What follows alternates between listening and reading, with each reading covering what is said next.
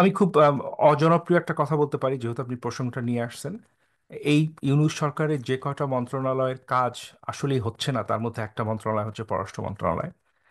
এটার যে সর্বোচ্চ পর্যায়ে যিনি আছেন তার থেকে শুরু করে আহ, তার নিচের মানে নজর কাড়ার মতো বা জানার মতো কোনো ভূমিকা বাংলাদেশের কোনো পররাষ্ট্র মন্ত্রণালয় কখনোই সেরকমভাবে রাখতে পারে না।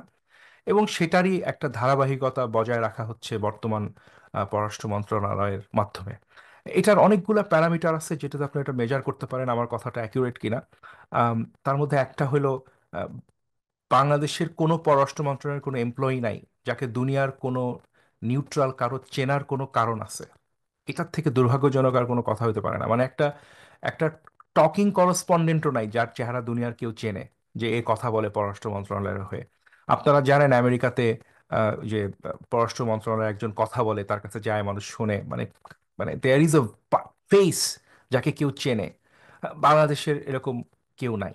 ঠিক আছে, যে মন্ত্রী হয় তাকে মানুষ চেনে, এর বাইরে কারো কেউ চেনে না। এবং আমাদের মন্ত্রী বা উপদেষ্টা পর্যায়ে আহামরি কেউ হয়ও না, সো যার ফলে এদের কোনো কোনো মানে আহামরি কোনো আমি জানি ওরা দুঃখ পাবে কথাটা শুনলে। But America is a very complicated রাষ্ট্র। আমেরিকাতে যেই পররাষ্ট্র মন্ত্রণালয়ে যে লোকগুলো আসে 4 বছরের জন্য, তাদেরও কার্যকলাপ পরিদর্শন করলে আপনারা খুবই হতাশ হবেন। তারা 3-4 বছর একটা পিকনিক করতে আসেন ওয়াশিংটন ডিসিতে, তাদের লাইফের সবচেয়ে বড় অর্জন ওটা, বাংলাদেশ থেকে আমেরিকা এসে 4 বছর থাকা। এর বাইরে তাদের ব্যক্তিগত অর্জনের বাইরে বাংলাদেশকে আমেরিকান সিস্টেমের ভিতরে নিতে পারা, আমেরিকার মিডিয়ার সাথে ইন্টিগ্রেট করতে পারা, আমেরিকার থিঙ্ক ট্যাঙ্কগুলোর সাথে ইন্টিগ্রেট করতে পারা, এই যে কঠিন কাজগুলো, এগুলোতে আমি জীবনে কোনো বাংলাদেশি কোনো পররাষ্ট্রমন্ত্রী বা কারো কোনো ভূমিকা আমি জীবনে দেখছি বলে আমার ধারণা নাই।